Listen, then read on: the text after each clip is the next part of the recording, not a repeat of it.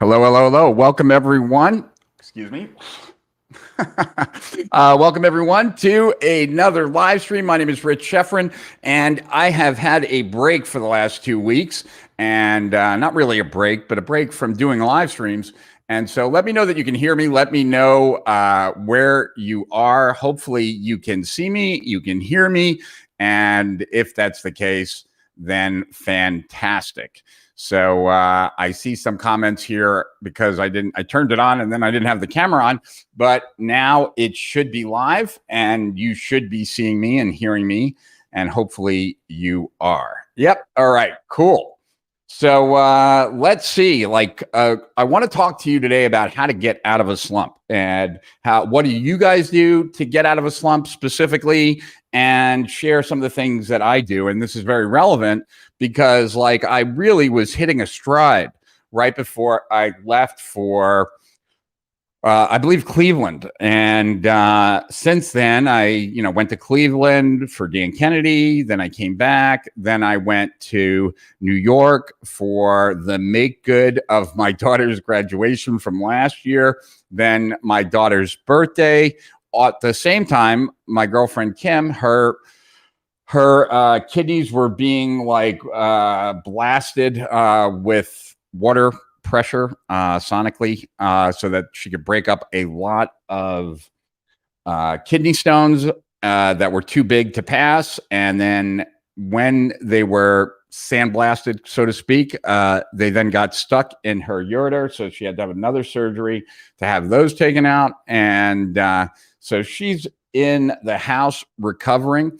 And we have a epic live stream tonight, which I want to tell you about as well.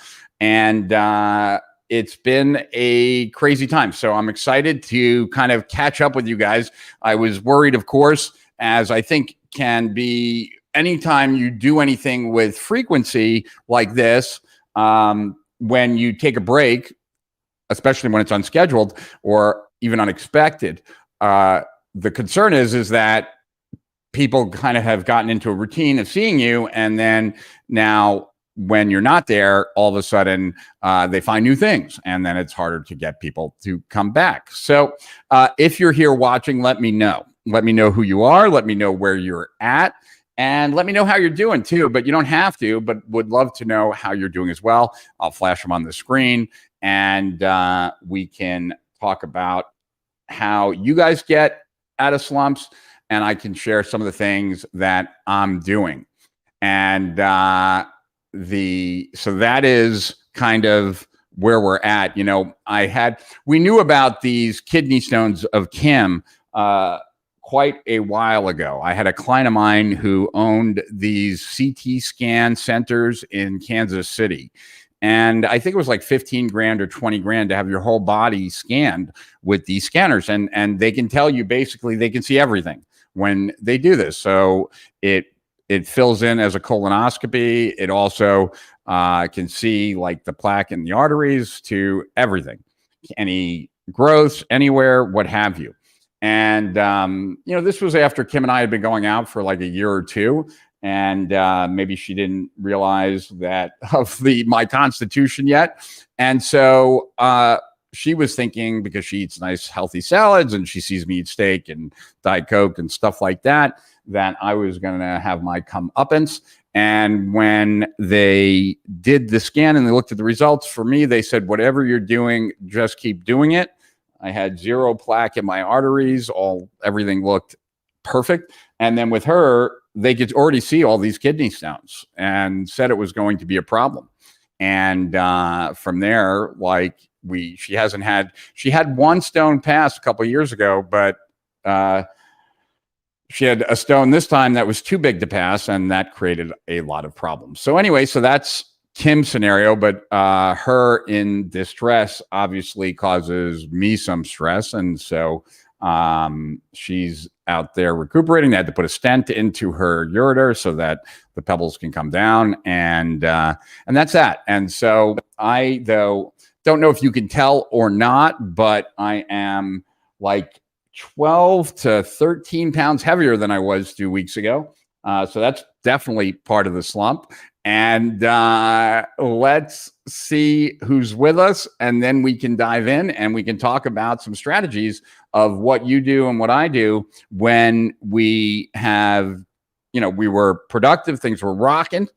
And then all of a sudden something happened. For me, it was a couple of trips and some family emergency stuff.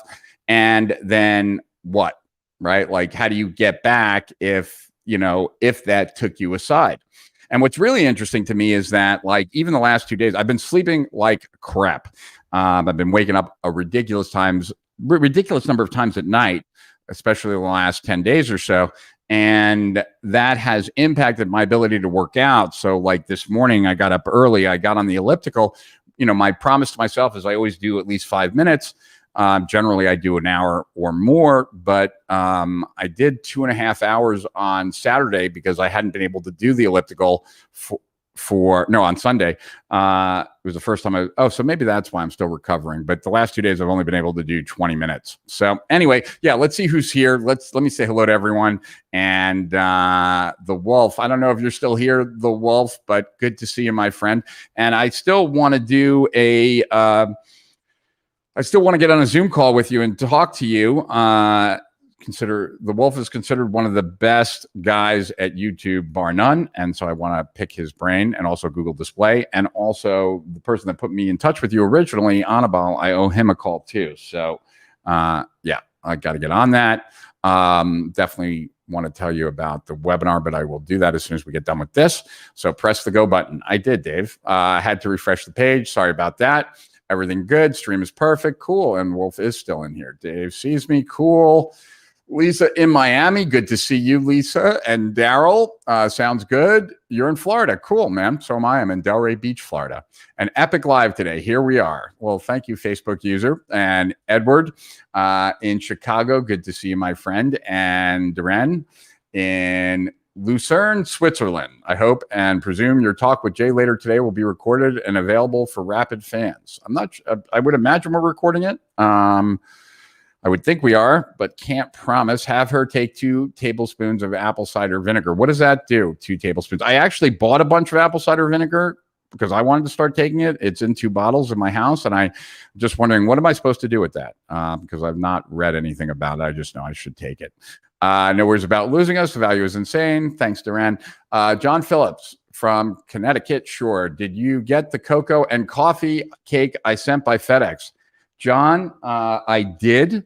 It actually, this morning, I went to our office building. Now, Strategic Profits is not in that office building anymore. I rented out elsewhere, and right now it's on the market because our previous tenant moved out during COVID, and it's just about to be rented now.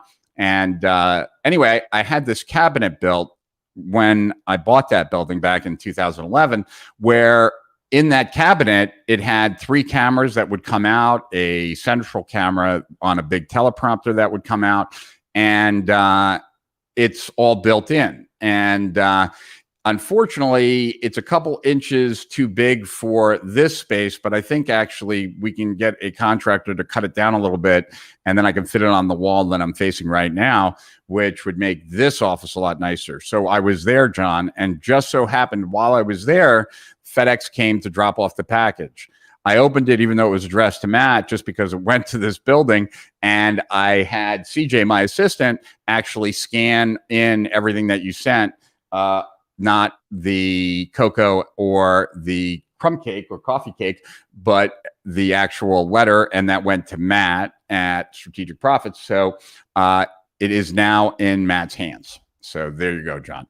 And thank you for doing that. And definitely let me know if Matt doesn't get back to you. How about that? But for right now, I'm going to forget about it, assuming that you and Matt will discuss, unless I hear otherwise from you. Adam from New York, doing well. I hope that you are well, Rich. I am well. I'm doing quite well, other than the fact that I'm in this slump. But I did an NAD drip yesterday. I wonder if any of you have ever done an NAD drip. If you have, let me know. If you haven't, then obviously you haven't. All right, Arman, I cannot read Arabic. And even if you were to speak it, I wouldn't understand it. So don't know if there's a way that that could be translated, but if it can be, I'd love to know what you had to say, Armand. Good timing on this. Cool. Why are you in a Slump 2 Facebook user? And if you want me to know who you are, go to streamyard.com/Facebook. Wishing your girlfriend a full and speedy recovery. Thank you, Francisco. I eat steak, no worries. I avoid vegetable oils like the plague. Those are killers. Yeah, I eat steak too. Here from Rhode Island. Good to see you, Mark. And Emmy, good to see you. Just received the YouTube notification. So Emmy, are you on YouTube pretty much all the time then? And what do you do, Emmy, exactly? But I must confess that I've missed your live streams. Cool. Well, I'm glad that you did. That's a good thing. Hey, Rich, new to you and already loving your content. I'm currently in the slump, so this live is timely. Okay, B. So, like, how long has this slump lasted for you? For me, it's been, like I said, since I left for Cleveland. In fact, in Cleveland, everything kind of just went downhill for me. Not seeing Dan, but pretty much everything else. Couldn't sleep well. I can see my face is fat right now, kind of. And that's Amazon letting me know that some of the stuff that I've ordered on Amazon Prime Day, which is yesterday and today, if you guys didn't know that, has already started arriving. So, but I'm curious, B, how long have you been in a slump? Is this a new thing, or are you just trying to improve performance overall? And glad to know that you're in LA. It's a great place to be, sometimes at least. Great to see you again, Rajesh. The feeling is mutual. Hey, Paul, good to see you, Paul Schreiber. And there's a procedure called an extracorporeal shockwave lithroscope, lithotripsy. That's what she had. She had the lithotripsy, but when it smashed the big ones into smaller ones, there was so much that it then jammed up her ureter, so nothing was coming out. So they then had to go through her leg, go up there, and put a stent in her ureter so that they could come down. And now she can't wait to get that stent out because it's putting pressure on her, but so it goes. Trader Rob, here with you in Riverview, Florida. I have been a caregiver all my life working on e-commerce method. I have a theory on. Very cool, Trader Rob. And for me, it's primary progressive, MS. I use a cane or walker, but I keep getting up. New York Hebrew. This Facebook Live is just what I wanted to hear. Cool. Hello to you, Paul. And hello to Norma in Los Angeles. Cool to see you. Giancarlo, hey, Rich, an email marketing question. When cold traffic from Facebook enters my funnel for a free video or report about XYZ, and then in the report, I move them from problem aware to solution aware, and then I present them a solution, all this in the first day. So in the next day 1, 2, 3, 4, and so on, what type of emails I send to my new subscribers? Solution aware only, since I already moved them. Since I already moved them from problem aware to solution aware, or just keep using problem solution aware always? Well, Giancarlo, it really kind of depends on the job that you did in the very beginning. And I would say that I think you want to do problem solution, but maybe you might want to think about elements. First of all, okay, let me step back here for a second. Giancarlo, one of the things that you want to make sure that you accomplish in that first batch of emails is a higher likelihood of them getting opened after that day, right? And so this takes me on a little bit of a tangent here for a second, but I think it's a tangent that everyone really needs to be aware of and kind of use this type of thinking process as it relates to growing their business, right? So when I used to have, so I want to just talk to you about the idea of being strategic. And in the sense of being strategic, you want to look at what your end goals are. And you want to be very aware of what your end goals are. And you want to look at every piece of the puzzle of your business and think about, what are the things that it can do to not only accomplish whatever needs to happen in the moment, but sets up future things of happening, right? Or at least makes it more likely. So let me give you an example, right? So one of the things that we did when I used to own a clothing store. So I owned this clothing store. It was called Antique Boutique, and it became like the hottest clothing store in Manhattan back in the 90s. I brought a bunch of brands into the United States that became pretty well known, like Diesel and Leonard G, Miss 60, WNLT, G-Star, and a bunch of other brands. We were the first in the United States to carry. Anyway, so the first thing is that we recognize that if a salesperson comes up to someone and asks if they can help them, odds are the answer is always going to be no, right? So we don't want to ask, "Can I help you?" And we also want to know. We also know that a person who looks busy is less intimidating. So in other words, if that salesperson had clothing in their arm that they were putting away, they seem busy. So if the shopper talks to the salesperson, they're not going to feel like the salesperson's going to then follow them around because they're busy doing things. Okay, so that's just a basic. Now, when someone comes into my store, what's my outcome? Now, a non-strategic person would be like, "I want to make a sale."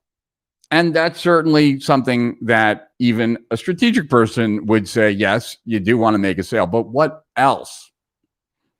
Right? So some of the things that when we thought about it, right? Like in this initial interaction, what can we engineer? Right? Well, what are our long-term goals? Our long-term goals are to have customers that come into the store frequently and buy. That's one, right? Also, we'd like people to know about the store more because then it will be easier for them to tell others about the store. So we want to arm them with stuff that makes this store special so that they like the store more, right? And that they share that information about the store to other people, okay? So those are the objectives, those are the goals, right? So we would have our salespeople ask people as they came in the store, right, looking busy, be like, "Hi, my name is Justin. Have you ever been here before?" And if they said no, then the whole thing would be to tell them about the store, like what makes this store so special, the music that they're listening to. We have a recording studio downstairs that all the music is made. And if you like the music, you can buy it here and I can show you what's playing, blah, blah, blah, right? So we knew to sell them on the store first when they told us they'd never been in before. If they had been in before, the person would be, "When was the last time you were here?" Because we get new stuff every week. And I can show you what's coming new, or I can tell you what's new in the last week or 2 weeks or 3 weeks, right? And once again, like the idea with that returning customer is one, to stress that there's new stuff coming in all the time, et cetera, right? So I bring all that up, Giancarlo, because in your question, right, like you're trying to make the sale, but what else are you trying to do? In that question, what is not there is that you want to make sure that the emails that you deliver on day 2, day 3, day 4, day 5 get open, right? So the first thing I would suggest is that in that introductory day that you're making some kind of promise, and they should be a sexy promise about like what's coming on day 2. And on day 3, they're going to hear about this and why that's so wonderful. And on day 6, they're going to get a message about that and why that's so good. So that would be the first thing, right? Like you need to tease them on what's coming and get their anticipation to be looking forward to it. Now, I generally will, because you're following a format that is not what I generally follow. Generally when I write a whole report, I am taking people who are suffering from challenges and showing them that the challenges are there's a deeper cause responsible, that they're looking at symptoms and calling them problems. But when I see it, I see symptoms and I see a deeper cause, and I'm going to educate them towards that deeper cause. after I've done all that, right, then I will then, in my follow-up emails, which is the question that you're asking me, I will show people how that plays out. So like, like if we were going to do an email related to, let's say the topic of this webinar, I mean, the topic of this live stream, then what we would be doing is talking about like, getting out of a slump, and like how fast could I get out of a slump, and what really caused the slump so that I don't get into it again, right? And so I would build it out, and it would be just another like kind of confirmation that if they took care of the thing that they got on your list for in the first place, that they'd also be able to do well. So it's like why people with X can't do this well, and why people with Y excel at this, right? So I'm saying, Giancarlo, that you got to build out more, and you got to promise what's coming. And then in the promise of what's coming on day 0, right, then you want to show it in action, right? Give people demonstrations. They could be problem, solution, solution, problem. Like it doesn't really like, don't be so attached to that. Although I think you got to talk about both. It's more about, can you give people powerful demonstrations or concrete images in their mind of how different life is? Contrast, right? Contrast is what gets into that reptilian brain. And so how can you contrast before and after, with the problem handled, without the problem handled, the impacts of those things? Like that's what you need to be thinking about, Giancarlo. So now let me tell you about this this webinar that we're doing tonight at 6 p.m. And actually, I want to put a banner below me on that. So I'm going to do that. Give me a second. There we go. So that is a link. Hopefully I didn't test it. So if someone can tell me by the time I get down of whether or not this link is live, I hope it is. I'm doing a webinar tonight with Jay Abraham. And it's about like where breakthrough marketing ideas come from, and how you can really take your business to another level. And so the link is here. And I was pleasantly surprised by this. So I wanted to show you guys this. Getting everything you can out of all that's hot online. 7 high-performing ways to drive more profits, positioning, and possibility, I guess, from digital and social media. So me and Jay, and I will tell you more about this either on the next live stream or tonight. I don't know which. But anyway, I don't know what my day is going to entail after this. But let's keep it going. But hopefully, Giancarlo, that helps. And hopefully that helps most of you as well. That in order to get your business operating on all cylinders, right, you need to, one, every step of the process, every step of the customer journey, et cetera, right? You got to take care of the task at hand. But if you're not clear about what the tasks are later on, what your bigger outcomes are, then you can't engineer them into those, right? Like it's the whole idea, right? That like, why have an objection that you then have to handle if you could eliminate that objection before it ever surfaces, right? Better if you can eliminate it before it ever surfaces. And here, it's the same thing. It's about understanding future moves so that those can be assisted in earlier moves. So hopefully that helps, Giancarlo. Steve in Jersey Shore. Hope the weather is wonderful there. Hey, man, great to meet you last week. Took me a week to get my game going again, too. Keenan. Cool, Keenan. Good to see you again. And Daryl, I'm real close in Boca at the moment. Oh, very nice. Boca in the house. Ansi is from Fiji. Well, that must be beautiful. And Rajesh, hey, Rich, I've been in a rudder slump myself recently. However, I am now feeling much better today, as although I am going loads of personal and professional challenges. My question is, how do I stay motivated and focused on my goals? Well, what I would say, Rajesh, is this, that so my philosophy about goals is generally different than other people. So let me first kind of just mention that for a second. When I went through my midlife crisis, that's when it really occurred to me that achieving goals for me left me happy for like a week or two, but the hedonic treadmill just kind of, the great feeling of achievement never lasted. And so then I didn't have any goals for a while, and that was problematic. That actually made things worse. And so I then was kind of like not sure what to do. And when I thought about when I felt most alive in my life, which at that moment I felt very not alive, so that's why I was thinking about it. What I thought about was how whenever I was in pursuit of something, I felt most alive. And it wasn't necessarily the accomplishment, achievement, or getting of the thing. It was more the pursuit of the thing, right? And so when I realized that, for me at least, Rajesh, the only purpose of a goal is to get me to take action. Because if I'm in my day-to-day life pursuing things, I feel best. And in a good way, right? I'm pursuing something, I'm getting stuff done, I feel good about what I'm getting done, and I am getting things done, right? That I'm excited about, happy about, etc. So for me, I judge my goals on whether or not they motivate me or not. And if they don't motivate me, then they're not the right goal.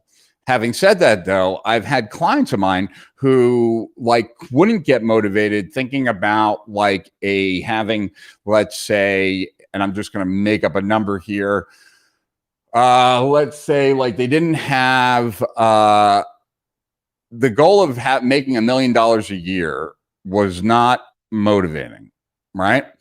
But the goal of making, let's say, they worked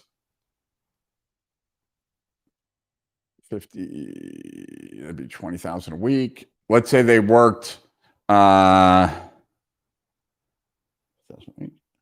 a week.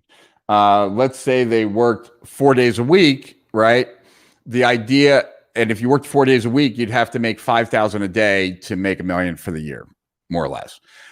So for some people, making the $1 million is not as exciting to them because it's over a year and it just doesn't have that momentum, versus making $5,000 today. And that the day is over when I hit that $5,000, right? Totally different, even though same numbers, same everything, just broken up differently. So the first suggestion I would have to you, Rajesh, is to really think about the goal and what element of that goal, what part of it is most compelling to you, what gets you kind of anticipating that moving forward. And really, if it's not the whole goal, maybe it's part of it or maybe subparts of it, but that is the first step. Because I don't live my life in a way where I try to get myself motivated for my goals. I use my goals to get motivated. Hopefully that helps, Rajesh. Looking good. Thank you, Facebook user, even though I don't feel that great, being 15 pounds or so heavier, or 12 or whatever. You can drink apple cider vinegar and clean with it too. It will actually kill mold, unlike bleach, because ACV is acidic. Drip. What's that, Rich? So, all right. So, as I've talked about in some of the different live streams here about some of the nootropics I take, a lot of the biohacking I do, etc. I take a bunch of precursors to NAD, right? NAD is what your body uses for energy. I mean, it's a little bit more complicated than that, and you make less of it as you get older. And the whole reason to take resveratrol is because it helps with NAD. David Sinclair is the gentleman that kind of discovered that. David Sinclair also talks about NMN. It's another supplement that helps actually with NAD levels. And there's a bunch of other things that actually you can do to help support your NAD levels. Also, though, you can get, and so I do a lot of those things. there's also, though, you can get a vitamin drip, right? And in that vitamin drip, you can just get NAD. And I know like Jay Abraham used to get these all the time. And some of my other friends, they would get NAD drips. Now, I've never had an NAD drip before, but before yesterday. But I was listening to, but I've had drips before. I've had IV drips with glutathione in it and a bunch of other cocktails in it. Never really felt any that different from it. So I've never really done it very often because I didn't feel any different. But I did have some friends who like swore by vitamin drips when they were starting to feel sick or whatever. I just don't get very sick very often. So, that was never an issue. Anyway, I was listening to the Joe Rogan, David Sinclair podcast that just came out like about 2 days ago or something like that, or 3 days ago, I guess I was listening to it. And Rogan and David Sinclair were talking about NAD drips, and Rogan was talking about, well, they both were talking about it. And then Rogan had a power tip, and he was talking about how when you normally do NAD, it's very unpleasant. I didn't know this, but apparently it is. It's pretty unpleasant. And even when Joe Rogan was doing like a 4-hour drip, like it took 4 hours to get the drip in, he would feel the whole time like just he'd have to like kind of clench his teeth and bear it because it was unpleasant, nauseating, things like that. And so Rogan said, power tip for anyone, and he was talking to Sinclair, for you, David, and anyone else who's listening, if you're going to do an NAD drip, get stoned first. And he said that when he went, normally it takes 4 hours. He has to clench his teeth and then, to get this stuff in. And when he went stoned, he got more stoned from the NAD drip, and he was able to do it in an hour, which is like kind of an unheard of thing. And so I decided that because I was in this slump, one of the things I wanted to do was an NAD drip. Figured, why not? Let's give it a try. And I figured I'd follow Joe Rogan's advice. So I did. I got stoned right before the drip yesterday. It wasn't great for me getting stuff done in the afternoon, but I did. And then the person came to do it. And lo and behold, she was like, okay. I told her what I'd heard on Joe Rogan, and then I was going to get stoned, and I did. And then we turned on the drip, and she was like, let me know when you feel it. And I'm like, nothing. And so she's like, okay, I'll boost it. And she kept turning it up, still felt nothing. I had the whole thing in me within 15 to 20 minutes and felt nothing. So whereas most people are like in the fetal position for hours, I had it in my system insanely fast, 20 minutes, and I was, didn't feel a thing. And she said she has never seen anything like that. Even people that try and power through end up not being able to do that. And then when they're doing it, they're in the fetal position. I was having a conversation. I was absolutely fine. So apparently, if you're going to do an NAD drip, you now know the way to make it so that, in fact, when I was talking to Jay Abraham last night about it, one of the reasons he doesn't do them very frequently is because like he doesn't want to feel crappy for the 4 hours or longer that it will take, because you can make it so it doesn't feel crappy at all, but then you got to make it even longer. It could be 5 hours, 6 hours, 7 hours, right? Whereas like I got this done in like 20 minutes. And it's in my system now. I don't know what to expect or how much I'm going to feel differently. I was hoping I was going to sleep like incredibly well last night. I didn't, except for the second half of the night. But anyway, that's what a drip is, Giancarlo. NAD. Yes, NAD is what it is. That is why I love coming here and absorbing the methods and utilities more experienced and professionals use. A production studio and a cabinet. That's brilliant. Yeah, well, it was really cool because we'd have the center one, right, where this long teleprompter came out, but then the two cabinets, one on the left, one on the right, those opened, right? And then doors swung, and then, trays came out, but then on them were arms that would twist outward, right? So I could have a 3-camera setup on my desk. And so like right now, this is a 1-camera setup. If I had 3 cameras going, I could turn here and then I'd be talking to you this way, or if I want, so it's just easier. And I have my teleprompter set up, but I just wasn't sure where I was going to put it. And then that got me thinking maybe I could put the whole thing in here if we just cut it down a little bit. Great timing here too, Rich. I'm slumped. Okay. Thank you. We're all doing that. I asked Matt for his address, didn't hear back, so I sent the package because motion beats meditation. Yes, as the great Gary Halper once said. I later emailed the contents to Matt too. Thank you for also sending it to Matt. My pleasure, my man. Adam Kosloff, hey man, just spitballing, but have you adjusted any of your nootropics? When I quit Vyvanse years ago, I gained like 5 pounds for no discernible reason. After researching, I learned that titrating down on drugs related to Ritalin can cause temporary weight gain. No, nothing's changed except my, nothing has changed. Just the traveling, and then I haven't gotten back into my groove yet. That's really, but good suggestion. Thank you for that, Adam, and good to see you, my friend. Glenn in Highland Beach, good to see you. Exercise. Yeah, that's what I did on. I wanted to exercise on Saturday when I first got back, but I was rushing back and forth to the hospital, getting Kim a bunch of stuff. So I didn't have time for that. And so actually I flew back Friday, I guess. I got back late Friday night. I don't remember now. But so Sunday was the first day I got to do heavy duty exercise. And many times for me, I will do like 3 hours on the elliptical, sometimes straight, sometimes like an hour and then a break for a while, then another hour and a break for a while. But I find massive exercise, like doing like overdoing it one day, can kind of snap me back out of a slump. So I'm on the same page as you, Phil Turner. And this is timely. Thanks, Matt Risby. Travel almost always puts me in a slump. Hey, Matt, I didn't know that you were here. It generally doesn't for me, but this trip, maybe because it was stressful, might be the case, right? I always get stressed when I have to do a presentation that I haven't done before, which is generally all the time, because generally I do a new presentation each time.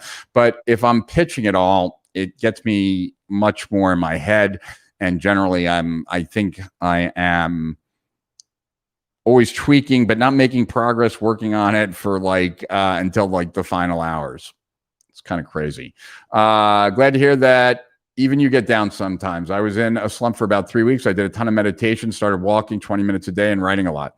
Yeah, and those were some of the things that I'm doing that as I was thinking about things today, I started to reestablish, and I will run down that routine in a very short moment as I get through the rest of these, because I do have a list of the stuff that I put down of what I do.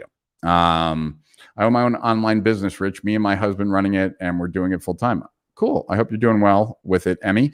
Hey, Rich, big fan, part of Strategic Profits, amazing package. Thank you, Hidden Blueprint. That is a cool visual. I like your avatar. Have you used 5-HTP? Yes, I do. And if so, what has been your experience with it? Well, I play with, what I would say, Rosita, is that I can't give you good information on any single nootropic unless they really stand out.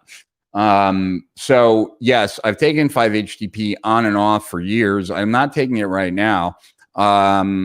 I find that if my serotonin gets a little bit too high, I get a little bit like blah and not motivated as well. So I try and keep my serotonin in a place where I'm in a good mood, but not too much so, because then it starts to work against me.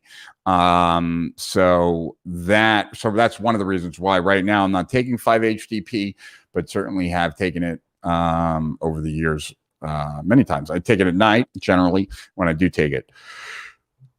Hi, Rich. Question: what do I do when my target ICA rejects engaging with me? My target ICA is a real estate agent, business owner, and entrepreneur. Well, then is that person really your ideal client avatar? And can you break that up into something even more specific, right? Like a real estate agent might be way too wide, right? Not targeted enough. So the question is, right, like, is there a specific real estate agent that if you were talking to right now, they would have to be an absolute imbecile to not want to engage with you because you are the absolute ideal solution for that person specifically. And so that's what I would suggest, Rajesh. How do you, we could say that online business owners are my ideal client avatar, right? But there are certainly some business owners that would be more foolish to not engage with me than other business owners. So I'm asking you that same question, Rajesh. Hey, Rich, I have a brain-based solution to overwhelm, slumps, etc., but it's too much to share here. Can I send you an email? You could send me an email, Damien, but the easiest way, because like email gets checked so rarely by me, send me a message in Facebook. And if you send me a message in Facebook, I'll be glad to read it. Definitely interested in what it is. All right, go to the next question. John, good to see you, my friend. How do you keep yourself motivated making all these Facebook Live mentoring? I suck at follow through. I suck at follow through too, but what is it not to like about doing these? At the end of the day, John, like all I have to do for this is show up and talk to a bunch of people that I care about. And that's the way I think about these. So, if I had to massively prepare every time, then there would be times when, yeah, sure, I wouldn't do it. I do like to prepare for these, but sometimes I don't have time and I won't. So that I keep like the friction to get started on something, I try to keep as low as possible, John.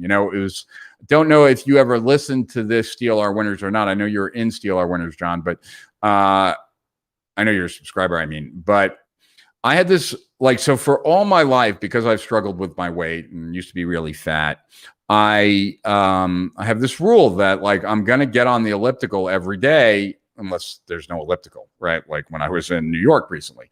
But anyway, so I'm going to get on the elliptical every day and I'm going to do at least 5 minutes.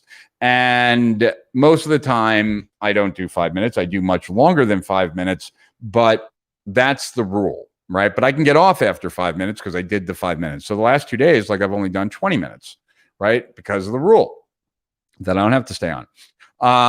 And so one of the things is that's always worked for me. And that's one of the reasons I'm able to always work out.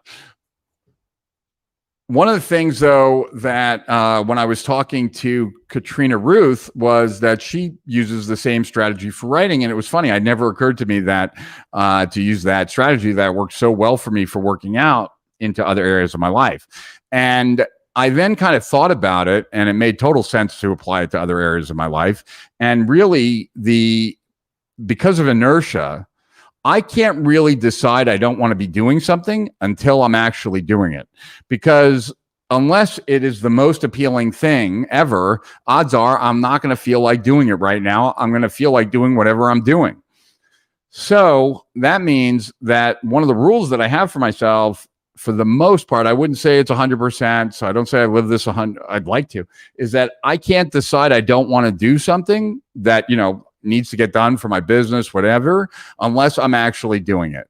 Because not doing it, I can't really honestly say whether I feel like doing it or not. What I really know is that I don't feel like starting that.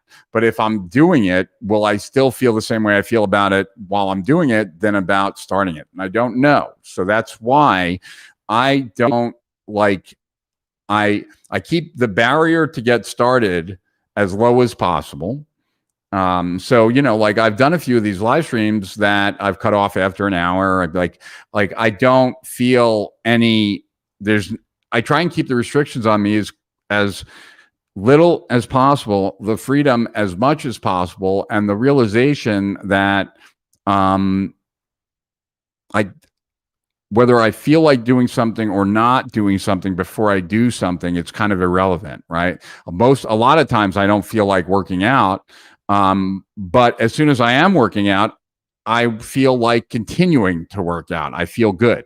So that when a lot of times I don't feel like writing in my journal, but once I start writing, I have a lot to say all of a sudden, and I enjoy writing in my journal.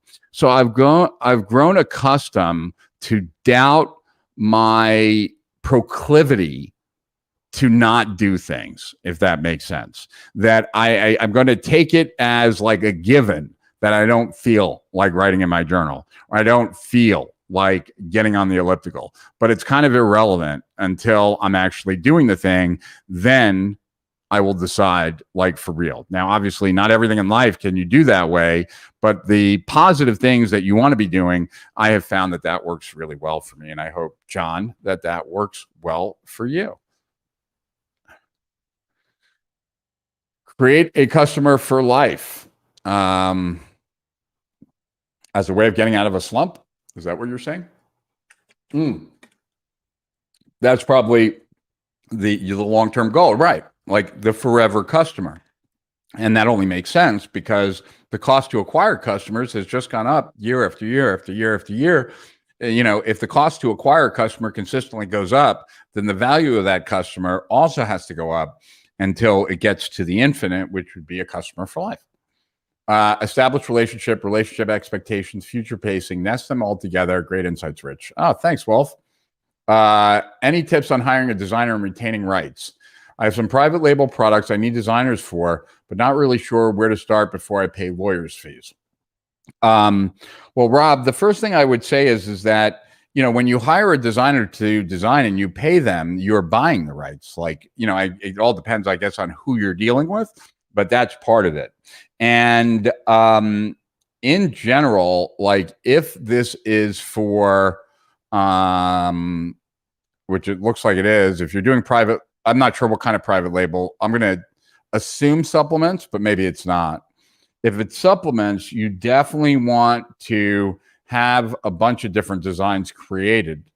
You want to test those by seeing what we've seen is in testing of different packaging for supplements and names for different supplements can have like a huge impact, like a 500% difference between like one design versus another design. So before you trademark or do anything like that, the first thing you want to do is get a bunch of images created, right? Which you'll probably have to pay for. You can always use, like we used to use 99 Designs. I don't know if there are better sites these days for that. But then you could just put it out as like, we used to do like, yeah, you would talk about the spec, what you're willing to pay, et cetera, right? But that's how I've done it in the past. I don't know, Trader Rob, if that is the best answer, but that's my best answer. There are probably, but I wouldn't pay lawyer fees until you know which actually gets the most clicks, which actually gets the most sales. You want to actually play with design way before that. That's my opinion. Could be wrong, but that would be the way I would say it. Hey, Rich, like I said, I'm currently going through many challenges from all fronts that I'm going through an experience, and it had really affected me. I have been told that I have to go through an experience. Yeah, well, yeah. You know, what I have found, at least when I was going through like the transformation process, that most people, myself included, things had to get worse before they could get better. Things had to get worse because I wasn't willing to abandon the way I saw the world until like my face got rubbed in it a little bit. And that's how most people were when I did like the entrepreneurial transformation workshops at my office.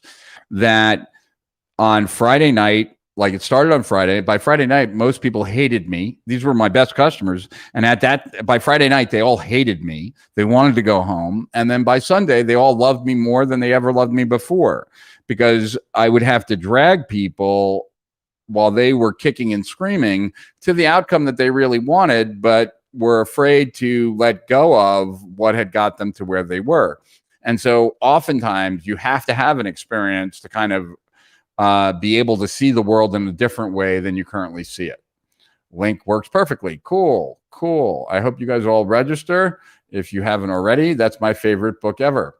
This is a different one. This isn't getting everything you can out of all that you've got. This is an update on that, which is all the digital stuff, so that it is it's the online version, right? Like for that book, right? Link is working. Cool. Don't have the online version. No one does. That's why it was just created. I want Jay's new book. Share it with all of us. I don't know what my rights are to that or how it's working, but might have an update on that on the webinar where I wanted to see if we had the ability to give it away on the webinar. I don't know if that's the case, but nonetheless. Shout out from the Appalachian Mountains. Hey, Dina Colada, what are you doing in the Appalachian Mountains? Good to see you. Different picture. I like this picture. You see more of your face. Tony Robbins says happiness comes from progress. Yeah, that's not what he says publicly. I mean, that's what he probably says publicly, probably not privately. Absolutely. What is the biggest challenge in e-commerce physical product today to scale up? Well, assuming that you're able to make sales and all that, then the next thing is inventory management. Inventory management, making sure that you have enough, but not too much, is, not easy. Not easy at all. It's kind of like Maxwell Finn, right, does performance marketing for Onnit and for Alpha Brain. And there are times when he has to turn it off because Alpha Brain is selling trying to sell like monthly shipments, right? So there are times when like they don't have enough. They got to make sure their monthly, all the people on monthly are getting it first. And so they turn off their advertising. They have to, right? And that really sucks. So that is a challenge when it comes to physical products in e-commerce. And the bigger the product, the more there is to deal with there. So hopefully that helps. I get an immediate energy boost from Ubiquitol CoQ10. I take that every day. There's very little that gives me an immediate energy boost. I'd say bromantane does, the research chemical that I take. Priya, hey, how's it going, Priya? I hope you're safe in Israel. And I have another friend in Israel, Andrea, who I was just talking to on Instagram. I don't know if you guys know each other. Not that you would just because you're both in Israel, but you're both doing marketing and follow internet marketing. Nicola, hey, I'm going to put this gum in my mouth. I'm at a complete crossroads in my career, so you have popped up just at the right time, arrived just in time to hear about you getting stoned, LOL. Huh. Yeah, it doesn't happen that often, but, I do. What is this stuff you were talking about? Sounds hard. Oh, NAD. Yeah. Well, it wasn't hard at all. And it's just about getting it in. And once it's in, it's supposed to make you feel wonderful. Wheatgrass gives me immediate energy too. I'll have to try the NAD drip. Never heard of it before. Thanks. I used to do wheatgrass a long time ago. What was the name of that strain? Oh, I don't even know. I just did one of the what do you call it? Vape sticks. But it was a sativa since it was during the day. Question. I pivoted to a new vertical, and since I don't have a lot of contacts, I can ask for referrals. It's been challenging. What would be a good lead gen strategy for a newbie to an industry?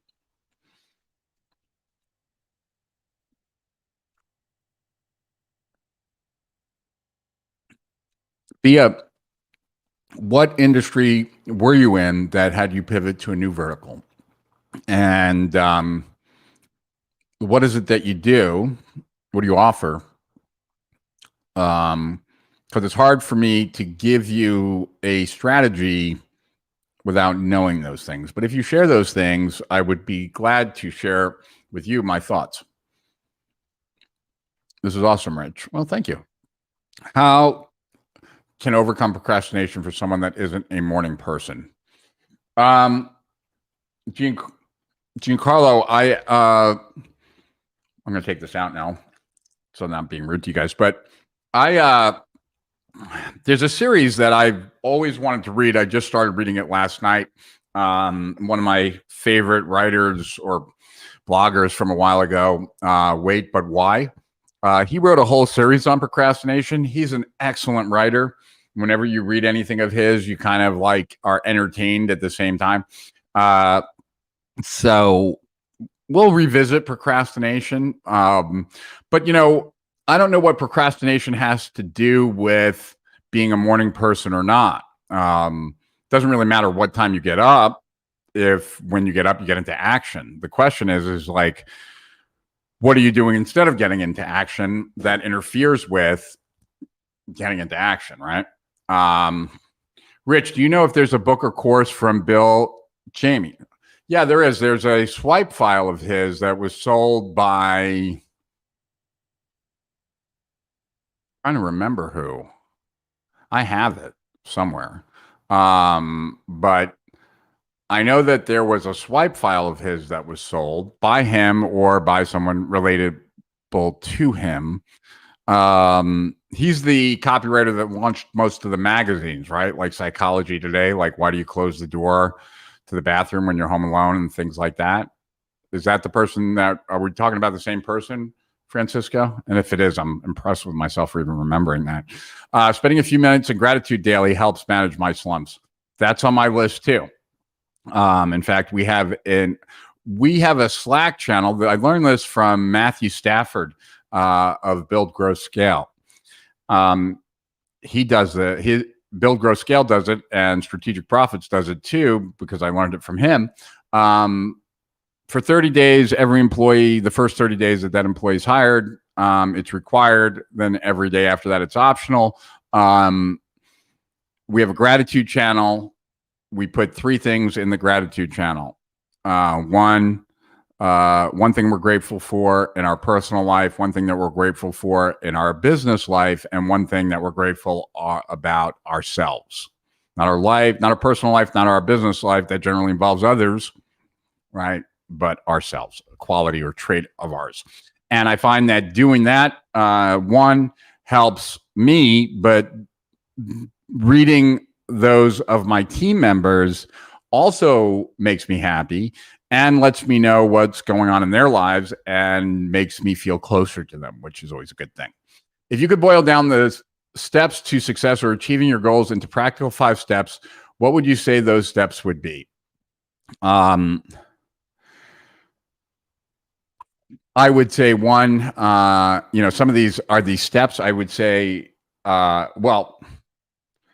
okay, know exactly what it is that you're going after, right? The more clarity that you have about that, the better off that you are.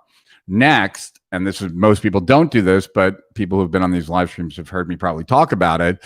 Know what you need to notice for, right? When police officers go to the scene of the crime, they're not necessarily looking for the answer of who did it. They're looking for clues that will lead them to the answer of who did it. What are the clues for you that will lead you to your goal? Most people don't spend the time to actually kind of clarify what they need to be out on alert for. So I'd say that's number 2, right? Number 3 is, what's the shortest, reducing the goal down to the shortest, easiest, fastest, most,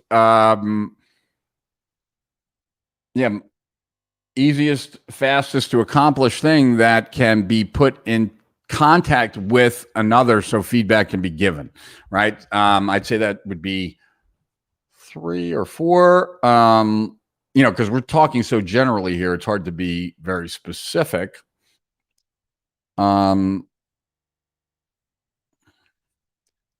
would say the next thing is to break that goal up into as many sub goals as you can so that you can always be working on it, even when you feel the need to work on something different, but therefore you're not multitasking because you're jumping from parts of the project to other parts of the project and therefore not multitasking. And then I'd say last but not least, a hard deadline. Those would be it. Hi, Rich. Have you tried WildFit? No, I haven't. What is WildFit? I'm still waiting to try F45. Now that I'm back in town, I want to do that with my daughter. Afternoon from Narragansett, Rhode Island. Well, good afternoon to you too, Lewis. Push through your resistance and just do it. You're never going to feel like it. Parent yourself. You're never going to feel like it until you're actually doing it. That's the point, right? You cannot rely on your own inclinations because oftentimes you would feel differently if you had started, right? Please help me money. Customer for life comment was when you were talking about your goal as a clothing store owner. Right. Yep. Today I am late to the party though. You will only do the 6 p.m. Eastern a lesson for me about assuming. Rich, can you please share any tips or tricks you have for managing your email account? Right now my email box is a mess. So I would be extremely hypocritical. But what I would say is that I look at email, and I'm sure this is not going to win me any points with anyone. I look at email representing other people's priorities. And the reason why, I guess, is that email is not my primary channel. So when people are emailing me in general, that's because they don't have my text. Because if I give someone my phone number, I say, text me. That is the best way to get in touch with me. Even if you want to send me an email, better to text me and let me know that there's an email that's important that you want me to look at, because there's a good chance that I will not look at my email the day that you send it or even the day after, right? So to me, email always represents other people's priorities. And I feel less like obligated to get to that, right, than I do a text message, which is why I'm much more guarded to my giving out that number. Right now, I make it clear to people that email is not my primary channel, and so I don't feel like the stress that there's email in my inbox, because I'm going to get to people who email me, but it might be much later. But I'm going to then say sorry, I just seen this now, right? Because that's the truth, right? I just don't, it's not everything can be incredibly important. And that's worked for me. So that's generally how I feel about email. Yeah, I used Chanca, Piedra extract and lots of cranberry juice. Is that are you talking about for kidney stones? Is that what you're talking about? Content perfect, money handled so that the drive gone, but need creative outlet to keep sane. So Nicola, I mean, this was what I was experiencing, which is why I did the whole entrepreneurial transformation thing, right? That I'd already achieved those goals and now I was no longer motivated.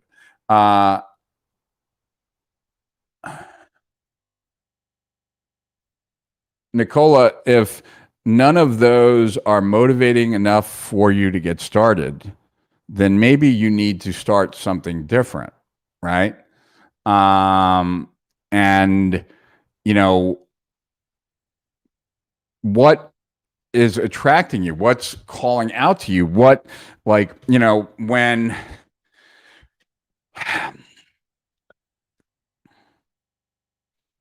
I would wake up in the mornings and I would have nothing to do that day, and I'd walk into the room in our house that was the library, right?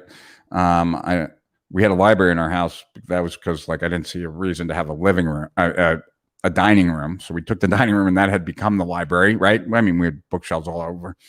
And I'd walk into the library and I'd sometimes stand there for 5 minutes, what do I want to do today? What should I do right now?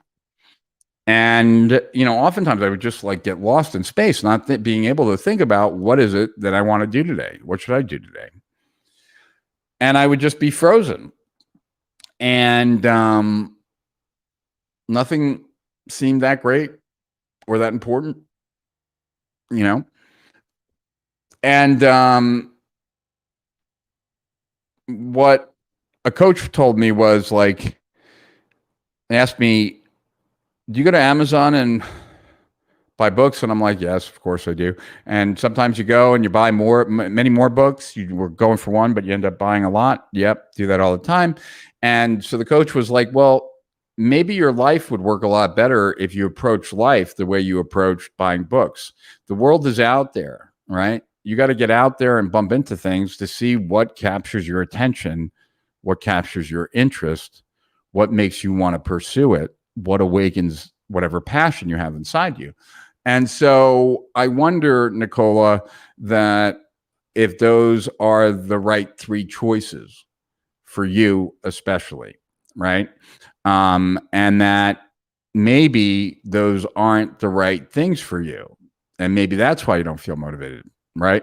Or maybe it's where you're at in your life right now, although I doubt it, right? I would look at first those three things. Because like I was, right?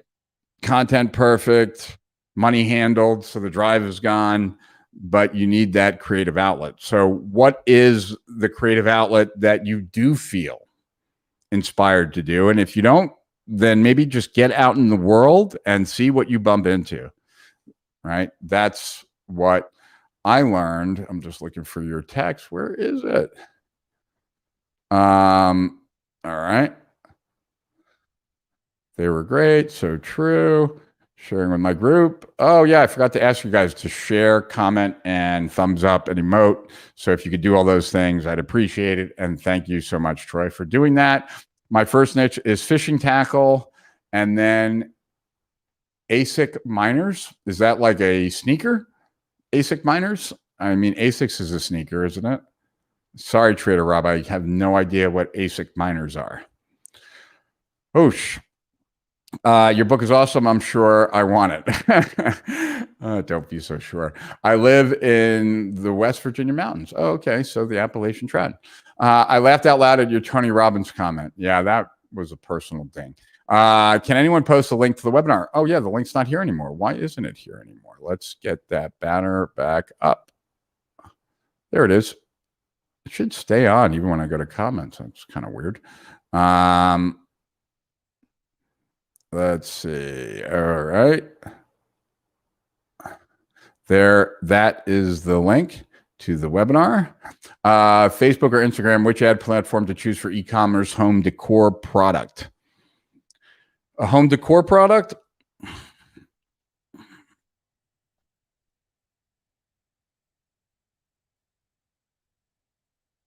I would think Instagram.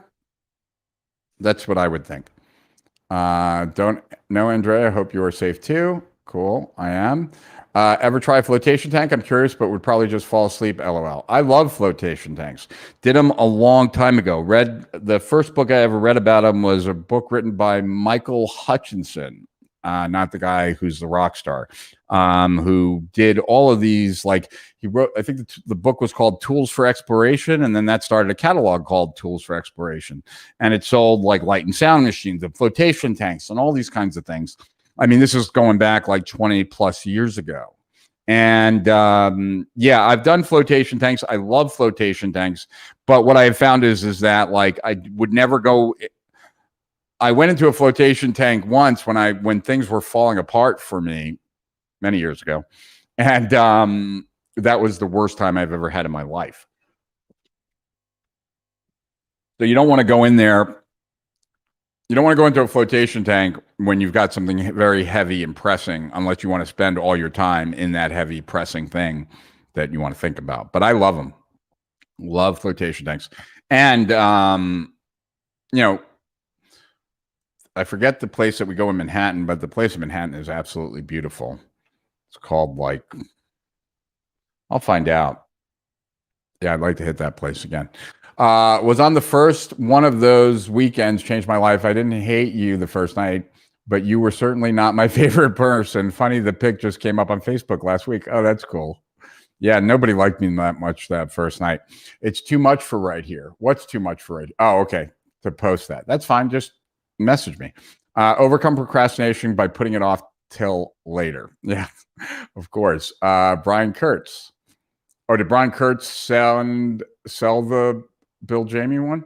Hey, Rich, watched your old video on speed reading and totally changed how I read books now. Thank you for sharing such amazing out-of-the-box advice always. My pleasure, man.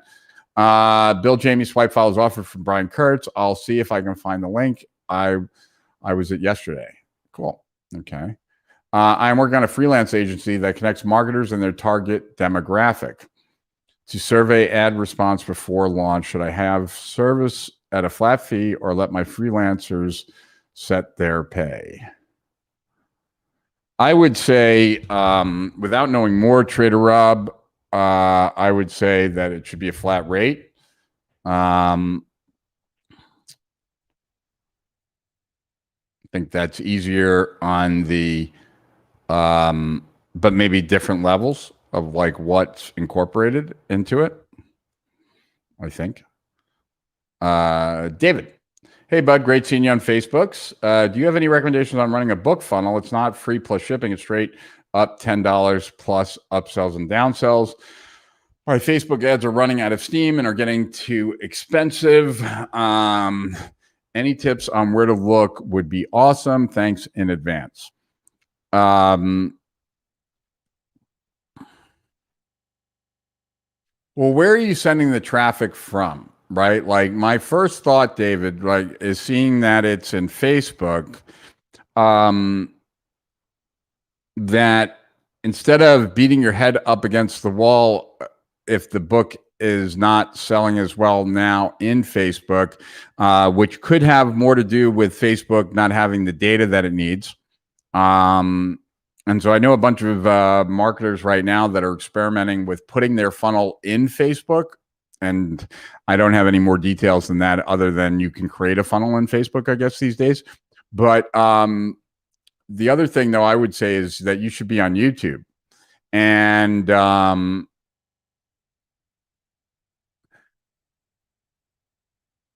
if it's $10, why can't you, you might not be able to say that the book is free plus shipping on Facebook, but you might be able to in YouTube. And if you are allowed to change that phrasing, that would actually it would increase sales dramatically. But everybody that I'm speaking to is having more success scaling on YouTube these days than they are on Facebook. And I don't think that's an anomaly. So I would check that out, David. Rich, I really enjoyed your talk at Magnetic Marketing event recently, and I signed up for your secret Steal Our Winners. What's your recommendation to help you stay focused? I guess it depends on what you mean by that.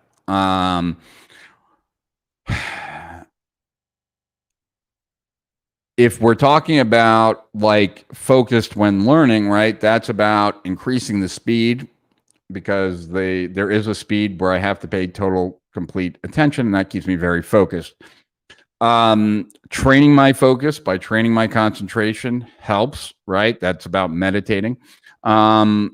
And working pad and paper. I do that a lot. Try and step away from my computer as much as possible. I try and avoid the situations that are going to lead me astray. And so a lot of times I will head down to the outside by my chairs down there and actually just work there away from my computer. So those are some of the ways. I do want to get to this info here. After acquiring a new customer in a sales funnel, what's the best email follow-up should be? We just went over this, my friend. We went over a bunch of stuff. So as it relates to that, so I would just go back to the beginning of this email when this live stream, I was answering someone else's question about that. Yes, you're right. Bill Jamie swipes are sold by Titans Marketing, and there's a DVD, but is there something more?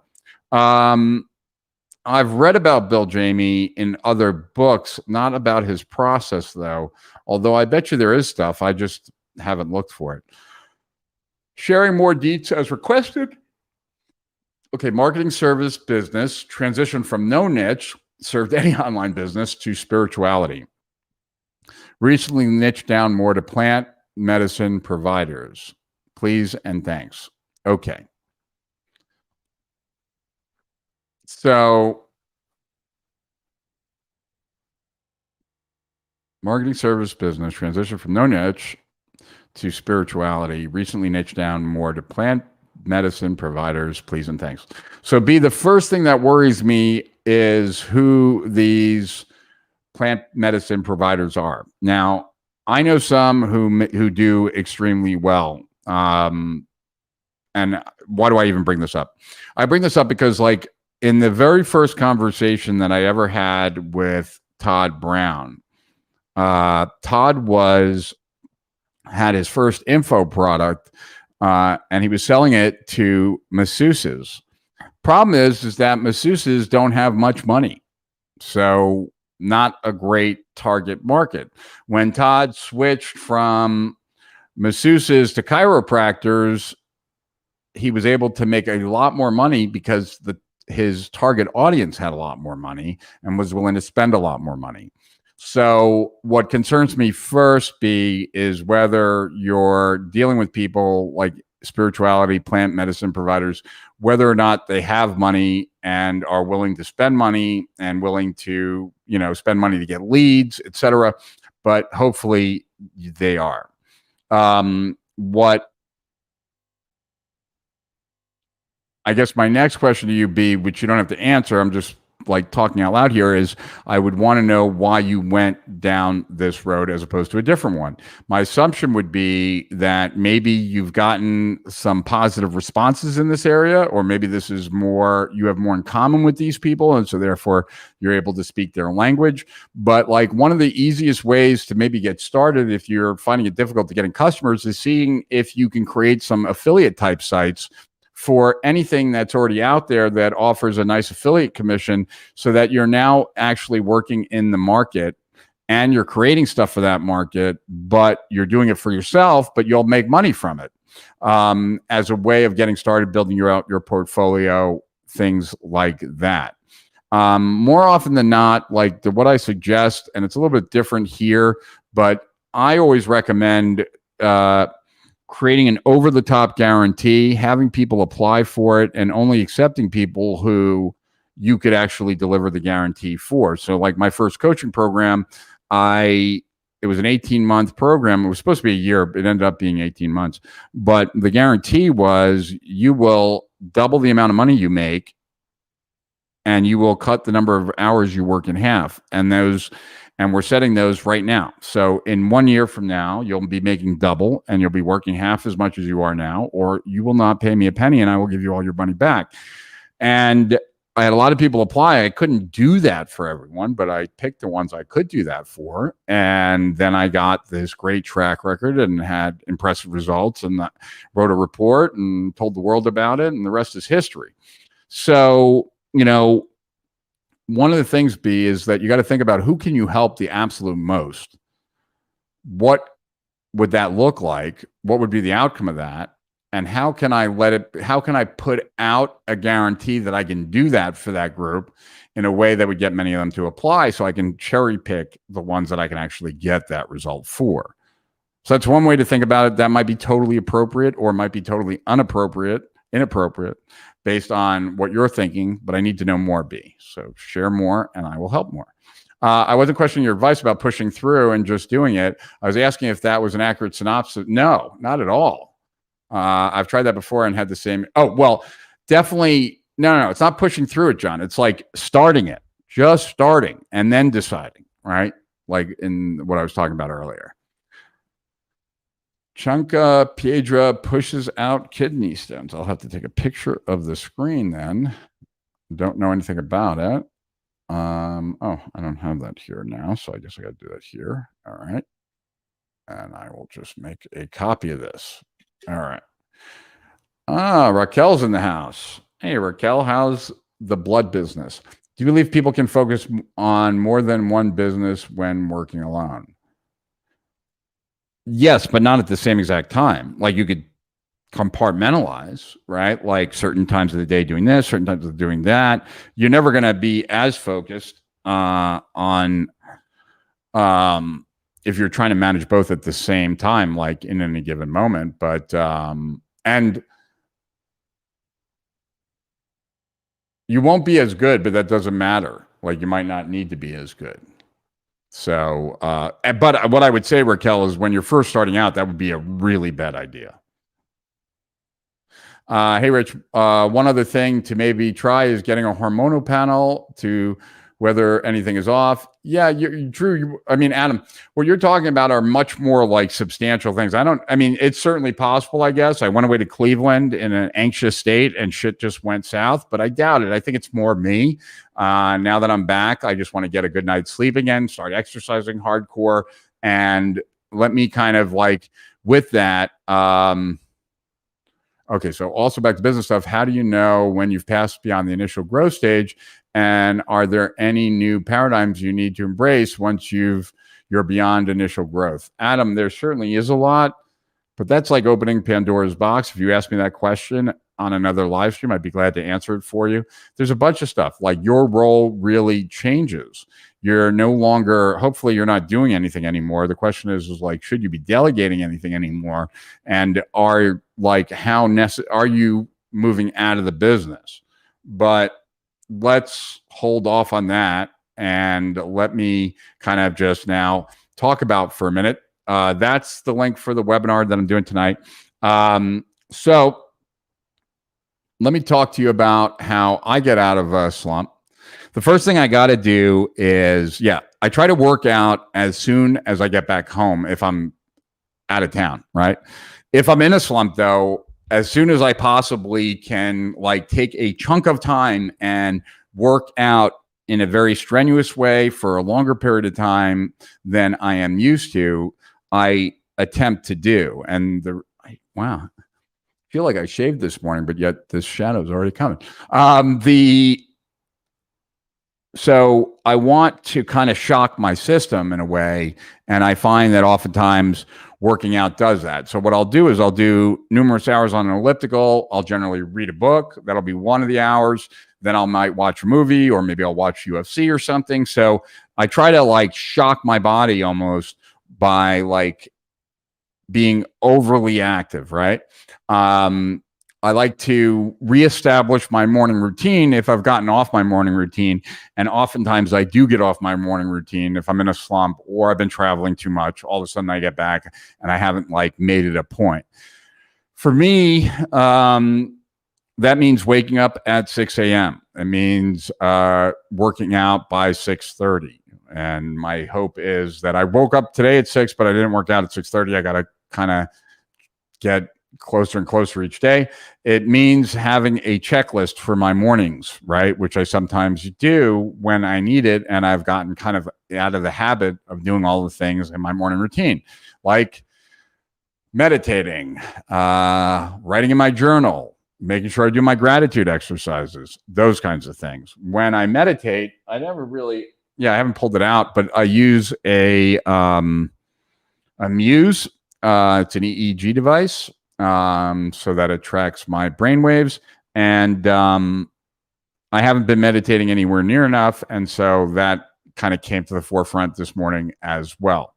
Also, it's making sure I kind of maybe take a little bit more of, or make it a point to take the nootropics that are my go-tos, right? Like I hadn't had bromotain in like a week and a half. I took it today, and I'm feeling better. And it's also, I did the NAD yesterday as well. So I'm doing as many things as I can. I got up early. I'll set a clear goal for the day so that I'm racing towards something and I'm trying to get it done as early as possible. I will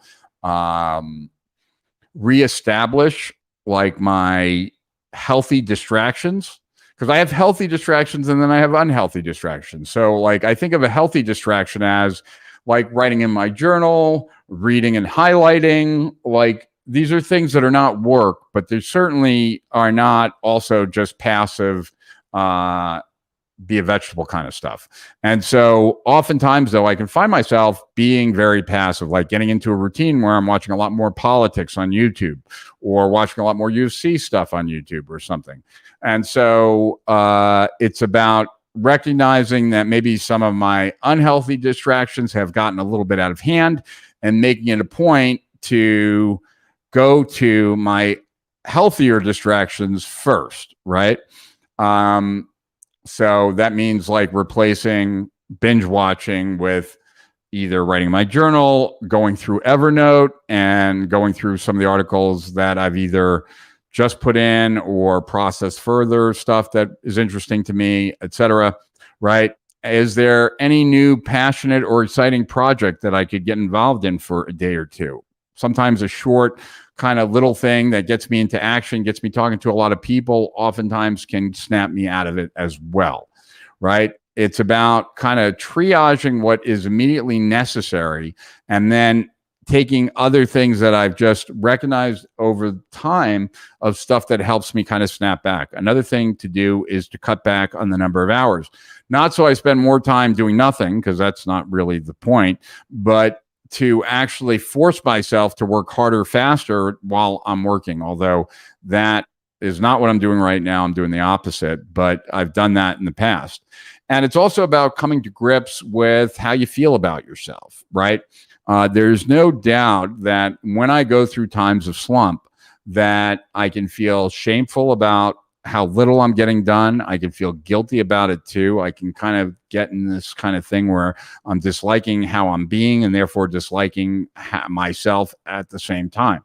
So when that happens, like I will oftentimes, and this is kind of generally, I guess, what pulls me out of that is when I'm writing in my journal about it. And now, like, giving some thought to those feelings, knowing that it's okay to feel those things, and now recognize, like, how do I want to get out of that? And so next time that I'm faced with a decision where I can make the right decision or the wrong decision, now having spent some time with the guilt and shame and recognizing that that can easily go away by just me making better decisions.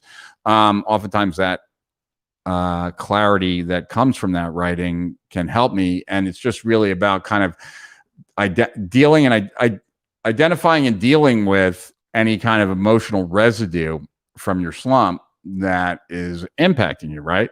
Because the concern is this my new reality? Like, and for me, because the slump's only been, like, it's been 2 weeks while I've been traveling all over the place, I don't really, in this particular case, have that fear that this is my new reality. I'm certain that I will snap back. The question is that I've been back now for like 3 days, and generally my hope is that I'd already be back in there. And I'm certainly getting closer. I'm closer today than I was yesterday, for sure. And definitely yesterday was better than the day before.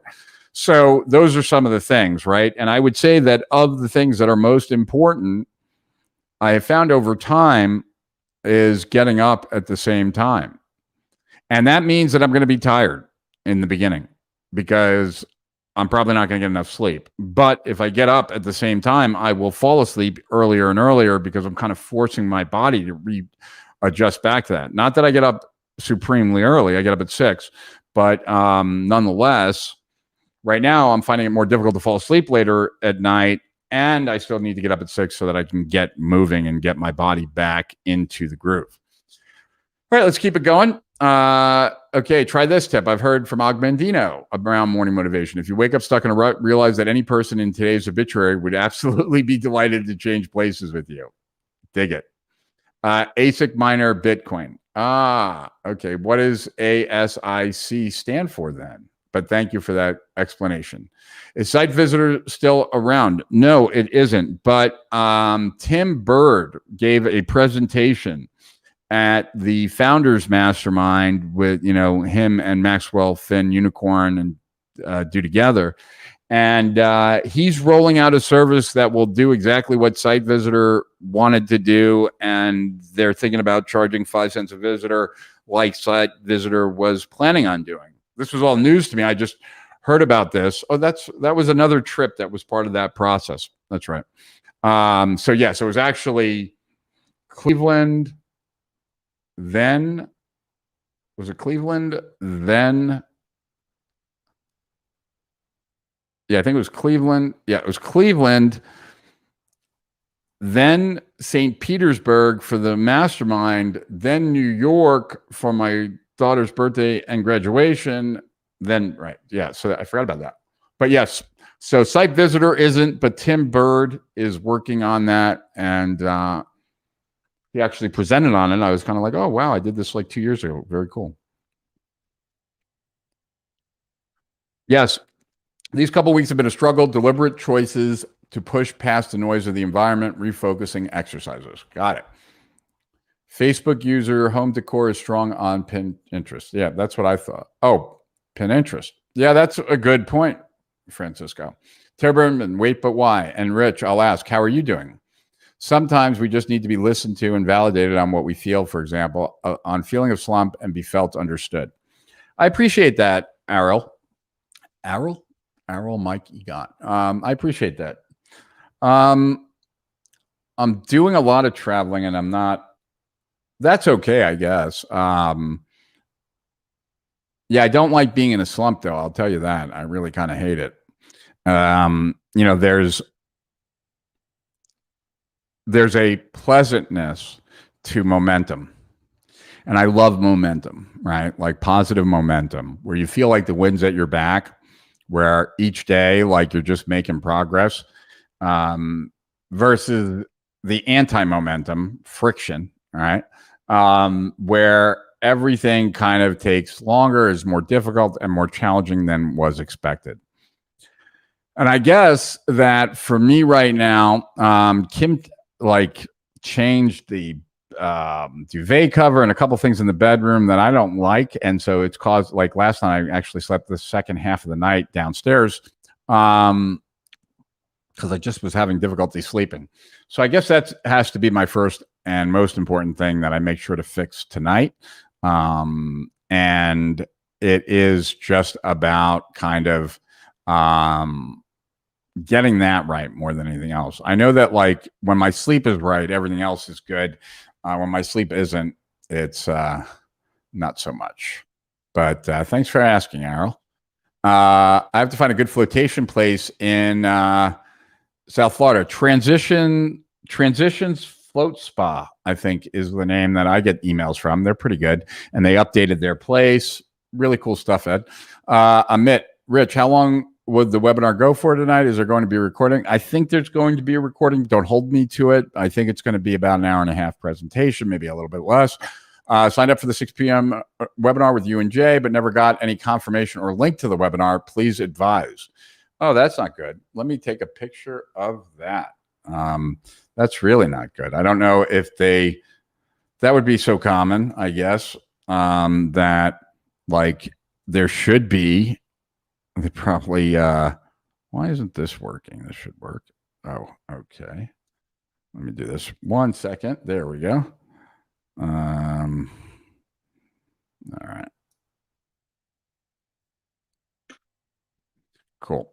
I will make sure that gets handled, Sandy. I don't understand that. Just took a screenshot, so I just want to make sure that I have that. Oh, that's the wrong one. Oh, no, that's the right one. All right. Close that. Sorry, guys. Okay, back with you. Yeah, you should have, but I don't know. I don't know. Maybe someone from my team can text me if you're seeing that. I don't know if anyone on my team is watching right now, but if they are, please text me. Let me know whether or not like there was like an automated response that let people know that they're registered. I assume they did. Rich, are you familiar with Bill Glazer? Did he write any books you would recommend? Bill Glazer wrote Outrageous Marketing or Outrageous Advertising. I'm familiar with Bill. Actually, I'm friends with his daughter, Mara Glazer, who I just got to see in St. Pete. Yeah, Bill, Bill had a stroke, and he's had a few since he had that stroke. And so, he's become more secluded, but very smart guy. He was able to grow GKIC and then able to sell it for a significant amount of money. My pleasure, Adam. Mark Ford mentions in his books he doesn't pay any attention to law of attraction or mindset stuff. Okay. I don't really either, for the most part. I think you can notice for things, but I don't think just sitting around thinking about things makes anything happen. Even though I've had a lot of synchronicity in my life, those synchronicities happen because I'm out there in the world, like going after things, not when I'm just sitting around. Yeah, I'm not a big secret law of attraction person either. Master one or master. Yeah. So I agree with Mark. Mark's one of my mentors. So I learned a lot from Mark. Hello, Lisa. Good to know. What is bromotain for? Well, it's BROMOTANE. bromantane. And bromontane is a very unique chemical that is both a stimulant and an anti-anxiety at the same time. And it's one of the research chemicals I take. It's actually the less of the intense research chemicals I take, and one that I find that almost anyone does well when taking it. Let's create good habits. Let's do it. Just finished my first live TikTok. Got to have 1,000 people on YouTube. Wow. Very cool. When we encounter the same results of things in business and life, what do I change mentally? That's Miriam, I'm sure that question makes total sense to you. Hard for it to make sense here. What do you mean you're getting the same results of things in business and life? That like everything's going crappy at that moment? Is that what you mean? And yeah, I'm not sure what you mean. So I kind of need to know a little bit, I think. I agree when you say what you say here, shake it up. We all experience the same feelings. Yeah, look, it's very common to have times of your life like where there's like, yeah, where you're kicking ass and taking names. And then there are going to be times when you're not. Now, the question is, how long does it take you to snap back, right? Like, you know, when with weight loss, there's a big difference between a lapse, a relapse, and a collapse, right? So with eating, right? If I eat one Oreo, that's a lapse, right? The day is not ruined. My diet is not ruined. My weight is not ruined. Like nothing's ruined, right? It's when I let a lapse, right, turn into a relapse. So now, like, I am now going on, like, the day is ruined. So I might as well just eat crap, right? It's a total collapse if now the second I already ate like crap yesterday, I'm just going to eat like crap. And then, like, next thing I know, 14 days of eating crap, gaining 13 pounds. Like, so it's really about how quickly can you snap back? I mean, we all experience these times, but do you live there? And how do you make sure that you don't? And so that's what we're talking about today. What is the success ratio of a premium product e-commerce store? I would say that, I don't know. I wouldn't be able to tell you what the success rate is. I assume that's what you're asking me. But I would say that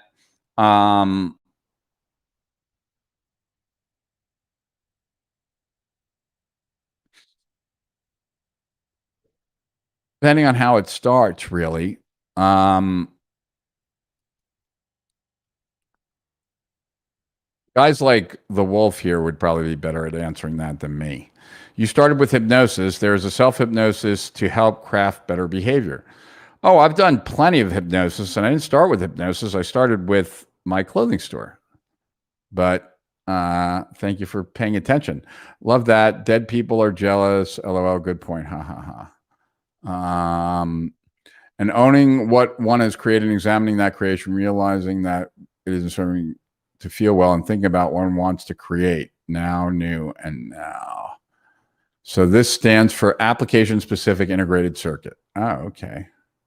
Inner wisdom. At what point do you think it may be, dare I say, inner wisdom that the often occurring rut is a way of a wiser part of you saying, stop going in that direction? Oh, I would say that if it, like, I'm not sure, but I know in this particular case, like, for me, everything was going exactly the way I wanted it. And then I, like, in the traveling, things get like squirrely, right? So that's for me. But I get, would not the right vision be sufficient motivation to awake, arise, and thrive in the day? Perhaps the vision, the purpose is not the right one. Once again, guys, like, I'm talking about, like, when I'm talking about a slump here, I'm talking about, like, nothing really has changed that much in my life, except that I was traveling a ridiculous amount to 4 different cities in, 2 weeks. I had the stress of a girlfriend who was like someone I've lived with for 10 years. So, not just a girlfriend, right? Who was in the hospital having surgery, a daughter who was high school graduation and her birthday. I couldn't be in both places at the same time. A mastermind in St. Pete, a presentation in Cleveland. And in that process, there was I was able to work out in Cleveland. I was not able to work out in St. Pete or New York. So my working out stopped.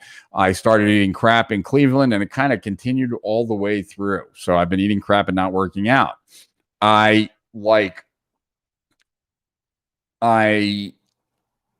sleep got disrupted. So now I'm not working out, not eating well, not sleeping well, right? Like, so this is, and so when I came home, I was hoping I would immediately flip back, and I didn't. And so that's where I'm coming from when I'm talking about like getting out of a slump or kind of like restarting. I'm not talking about there being like real problems and trying to like just code over them. I'm talking about that even when things are good, you can take a misstep and find it difficult to snap back. Hi again. WildFit is a program for changing our relationship with food. That's interesting. I've never done that. Yeah, just never done that. So interesting though. Not a post, right? Friendly suggestion to add Q&A on the video title. I'm assuming when someone will kindly add timestamps to good questions on the video description. Yeah, although like, well, what we're trying to do is, you know, I was watching this, well, okay, so I read the news that Call Her Daddy, the woman that hosts that, is getting signed a $60 million deal with Spotify. So I was curious, since I didn't know that show, not up to date on those kinds of things.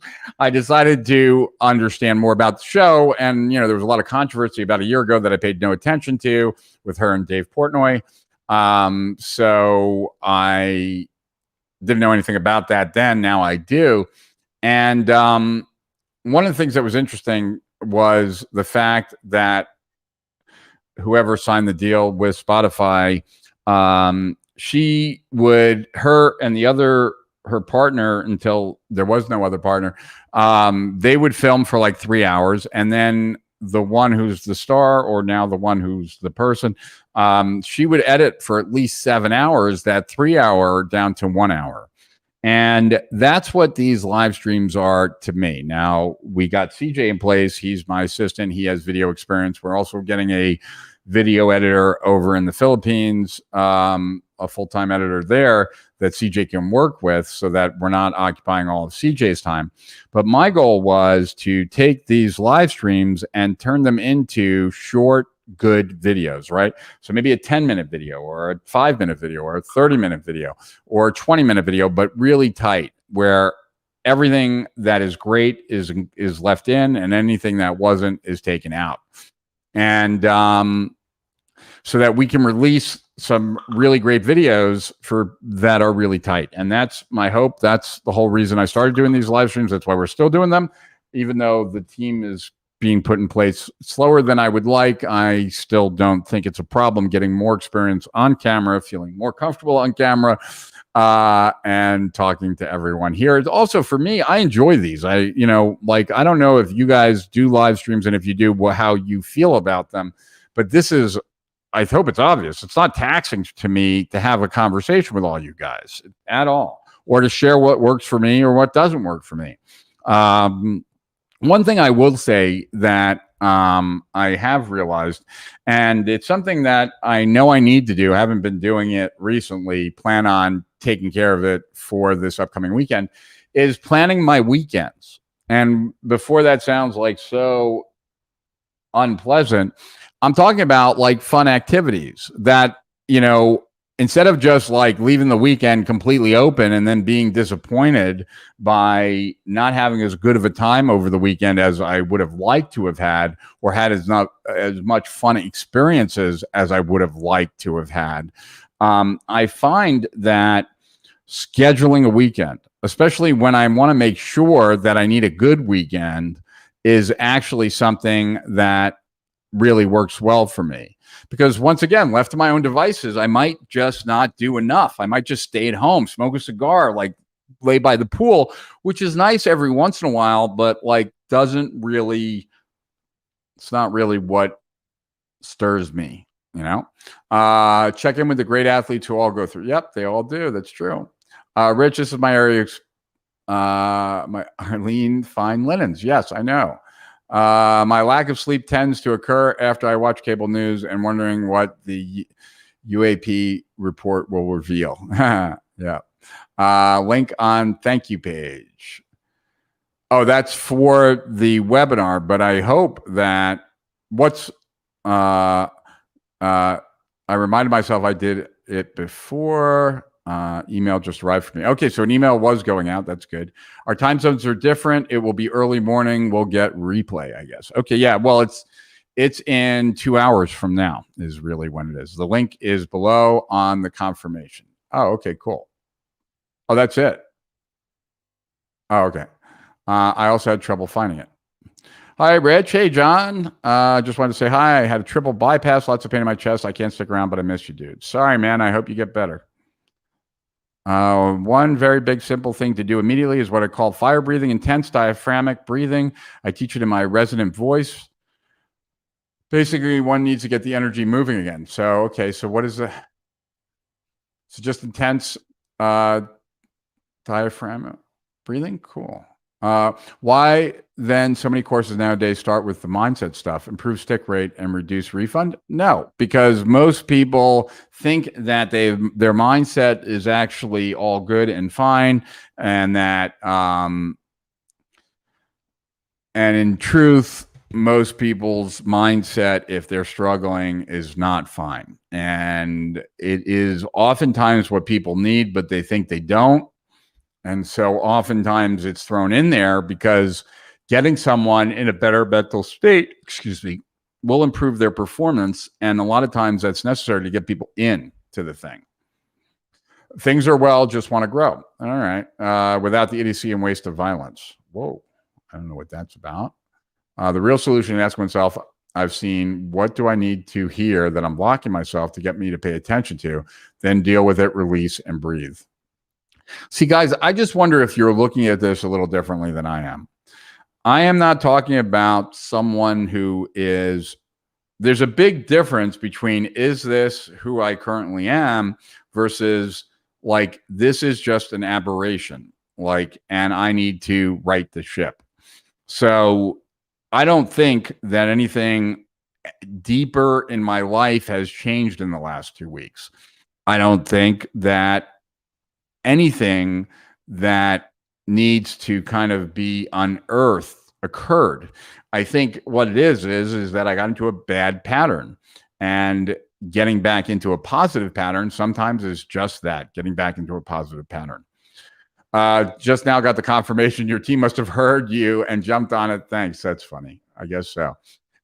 Anyway, can I PM you? Of course you can PM me. Why wouldn't you be able to PM me? I think you can do that in Facebook, can't you? Bill Glazer is doing better day by day. Mara's taken over the outrageous marketing mastermind with great imagination and success. Well, I'm a fan of Mara's. I think she's very talented. So glad to hear that, Gwr. I went through that yesterday with Butterfinger Bits on TikTok show. I have no idea what you're talking about, Lisa. Sleep is key. I agree. When we're attracted to the same type of people, handling the business into the same way. Don't know what you're talking about, Miriam. Love that intense heart, smart look that you give when you're talking and gifting us, Rich. I don't know what that look is, but okay. Wild Fit is pretty awesome. Oh, glad to hear that. Okay, I'll have to take a look at it. 60 million. We're in the wrong business. Well,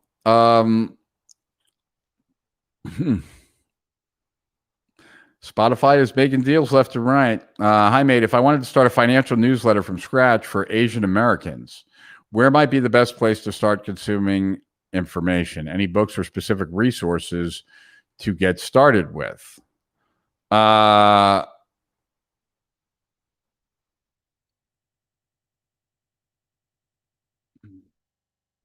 I would look at like Agora. I would look at the financial newsletters that make money. I don't know that one for Asian specifically would be any different. but um, but it, yeah, just because they're Asian, they're going to write it in. Like, what's going to be different about it, Nicholas? Uh, love your idea. Live stream to short 10-minute videos. Yeah, that's what I want to do. I out timestamps with items questions for my paid consulting group. No money to do it with a no cost live.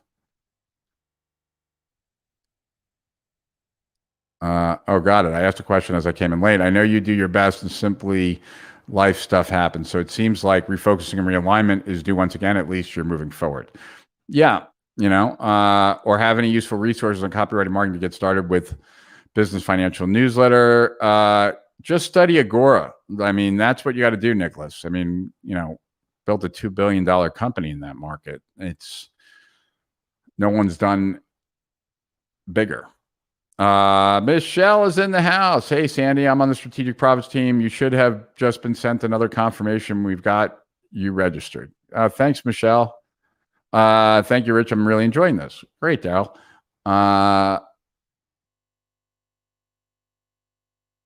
I don't know, Lisa. I haven't. Yes, that is the one. The best uses of long live streams, omni-channel, repurposed bits instead of the entirety. Me and my business partners are starting on podcasting soon. Yeah, I will be starting on podcasting soon too. I think the live streams are best though. I feel shy getting on camera, but one can really help people with them. Planning the weekend is right on. Yeah, something people watch. Fine Linen here. Really connect with me. Lisa at Linen. I don't know that I appreciate Fine Linen, though. That's part of the problem. Like, she upgraded our stuff. I just like basic stuff. Mine needs a constant watching. Yeah, that's exactly it.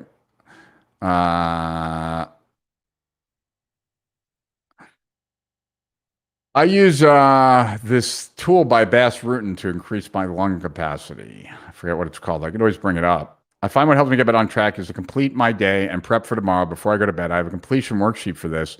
What celebrations I had, what's not complete, who do I wish to communicate? It sets a powerful intention. So I guess what I would say to you, Facebook user, is that sounds great. There are times, though, when I find it difficult to do that, right? Like, I've gotten back and I don't like, so, like, what's more important to me is like shocking my system for a day, but I totally hear you. Thank you, Rich, for getting back to doing the live streams. I missed it the last few weeks. So did I. I've just been traveling. That's why.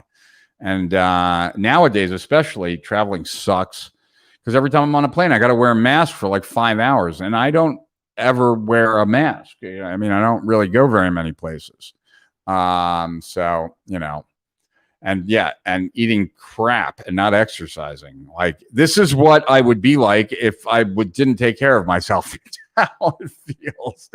I must laugh. My own thinking is, it's 3 times you say you don't understand what I wrote here. Glad you were talking about the positive and negative habit. Okay. So let's see. Yeah, breathing. Okay. Yeah, I mean, I do a lot of box breathing. Don't know if you guys are familiar with that. Oh, well, cool. Love that look and the familiar sound. Reminds me of Joel Bauer, and I only know you because of Joel. Oh, cool. Well, Joel's a good guy. Hi, Rich. How would generate coaching clients organically to generate income for paid ads? Thank you so much for doing this. Well, what kind of coaching would you be doing? I mean, that's kind of got to start there, because what kind of clients are you looking for? And hopefully it's not on like something that you don't know how to do yet based on your question, right? So I'm going to do a test here. I think you guys are more than welcome to chill with me as I do this test. So what I used to do was, I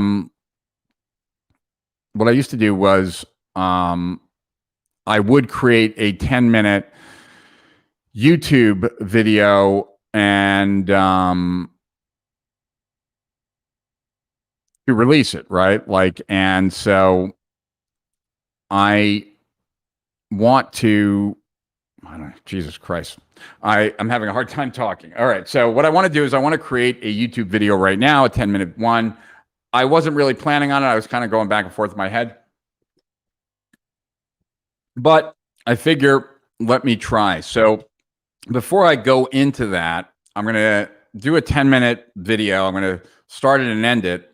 I mean, you're going to see it. I'm not going to start and end it. I'm going to start and end it while I'm doing this. But what I wanted to say before, because I'll be ending it, and when I end that, I'll be ending the live stream.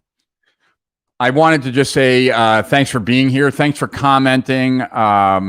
Today was really like all BS aside, like me in a slump, just trying to get my shit back right. Knowing I have this big webinar tonight with Jay Abraham in 2 hours, and knowing that I've pushed stuff off until after tonight, like tomorrow and the rest of the week and onward.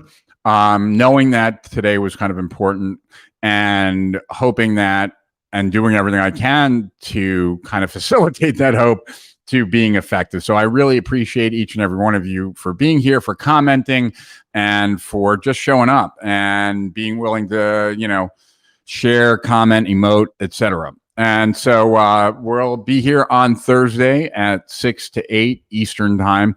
I will be prepared, or more prepared for that. I have been reading more about flow and hyperfocus and what are the differences. Obviously, it hasn't been front and the most important thing for me. So I will get back to that. And there's a bunch of other good books I've read recently. I read this one writer who I really liked the way they wrote. I think the book was called The Trick: Why Some People Are Rich and Some Aren't, or something like that, or why some people make money and some don't. The book was okay, but the writing was like, it was like a joy to read from the standpoint of really good writer, really good metaphors. Yeah, so well worth the read. And that's it, guys. So yeah, I'm going to just dive into a YouTube video, and I haven't done one of these in a long time, so it's probably going to suck, and I probably won't use it, but figure never hurts to try. And I'm just going to start this. I took my watch off so I can look at, well, that's not going to work if I took it off. Guess I'll use my phone here with a timer so I can know how much time has transpired. Because I'm always told to make these like about 10 minutes long.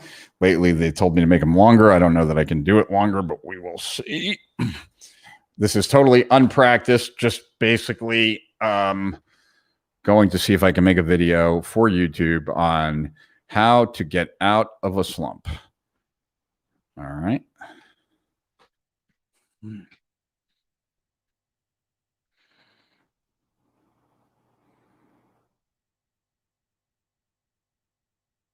Hi, Rich Sheffrin here, and today what I want to talk to you about is the best ways to get out of a slump. Now, if you don't know who I am or you're new to this channel, then make sure that you hit the subscribe button, hit the thumbs up, and make sure to leave a comment about what you do to get out of a slump or any questions that you have about getting out of a slump. Now, what I do is basically, now we're talking about a slump. So, see, I already hate this, guys. I'm going to start over. Sorry, guys. I'm going to try one more time. If I have to start over, I'm just going to stop and say goodbye to you guys. All right.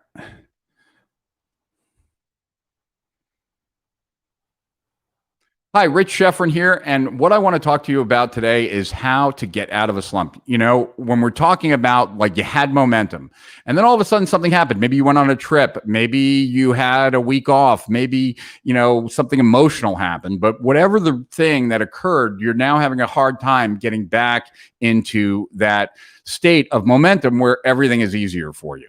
So for me personally, I've been in 4 different cities over the last 14 days, in addition to the person that I live with, my significant other, right, her having a serious operation. So between all of those things coming together, I've kind of found myself in a slump.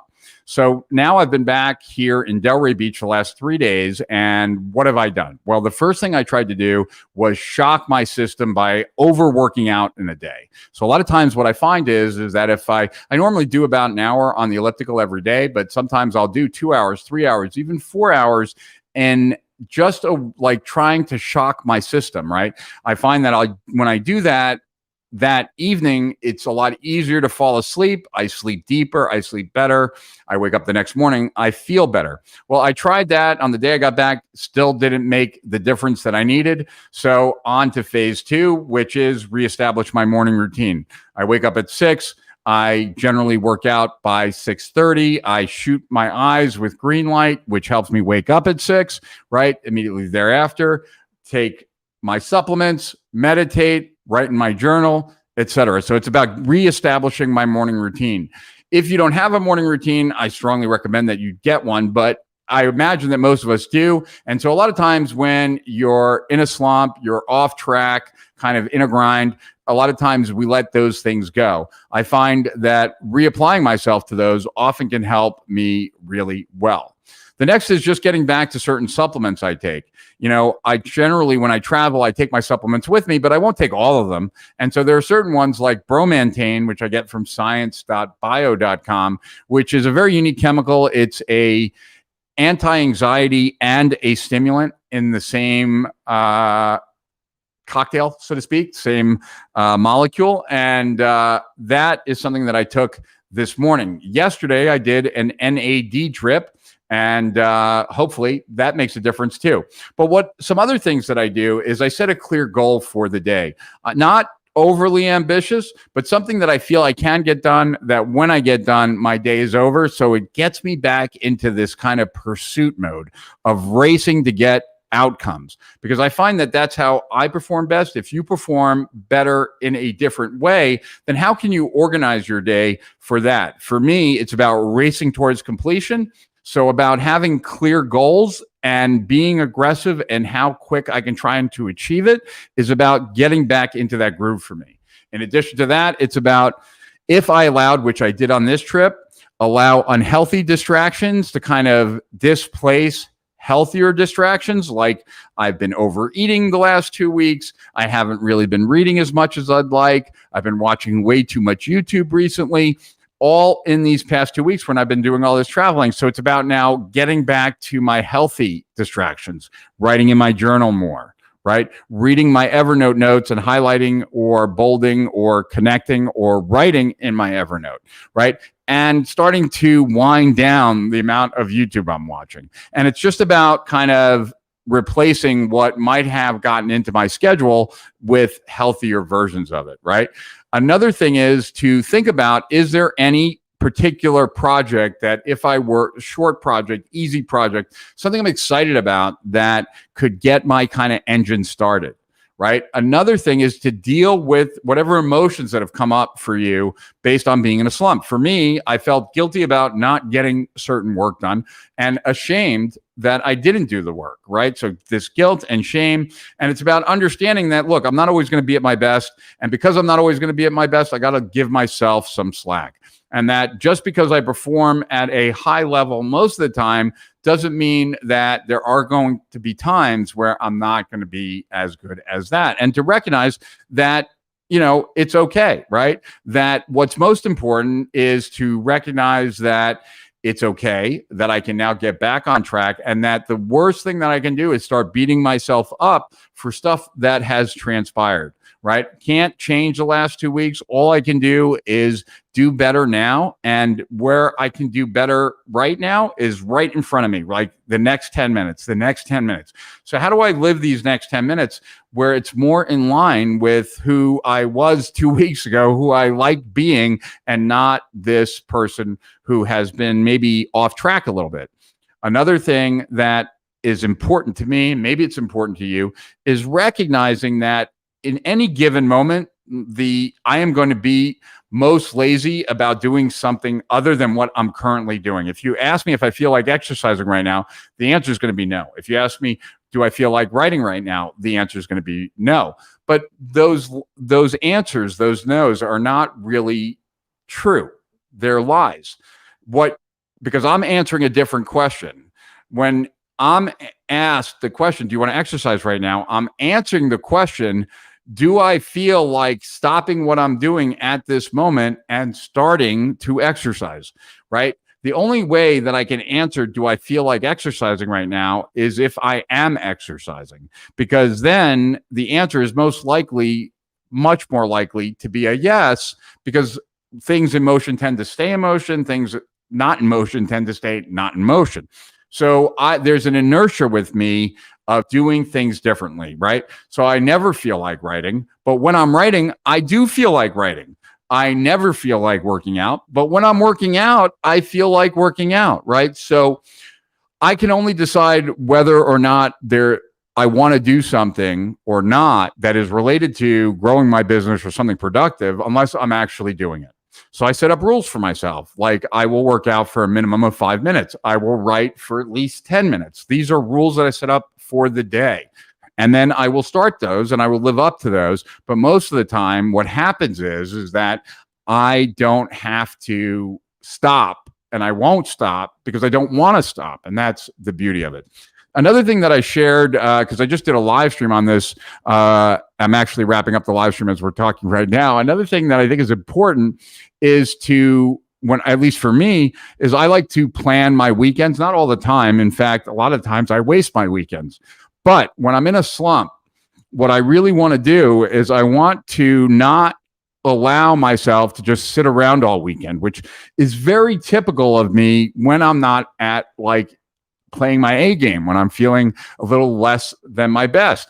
And so oftentimes, the weekend will come and I'll do close to nothing. And then come Monday, there isn't a lot to reflect on about a great time I had, great conversations I had, or anything like that, right?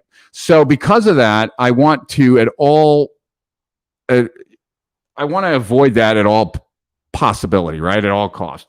And so the way to do that is to plan my weekend. Not plan my weekend with work tasks, but plan my weekend with fun activities that I can do, that I know when I do it, I will enjoy it. I will be around people I enjoy, and it will ensure that on Sunday night, when I reflect on my weekend, that I feel content, happy, that I had a great weekend, that life is good, and it gives me more motivation, more excitement to dive into my day. So in case I didn't say, because I really have no recollection, my name is Rich Schefren, and I own a company named Strategic Profits. I've coached a lot of the people that are well-known in internet marketing and a lot of other fields, people like Russell Brunson of ClickFunnels and Ryan Deiss of Digital Marketer. I invented the automated webinar. And nowadays, I help online companies grow. I was the first online business coach, as surprising as that might sound, now that there are hundreds of thousands, I guess, business coaches. But yep, I was the first, wrote a report called the Internet Business Manifesto that went viral 15 years ago, back in 2006, in June of 2006. And so if you want to find out more about us, go to strategicprofits.com. Would love it if you would subscribe to this channel. We'll be putting out a lot more videos to help you grow your business online.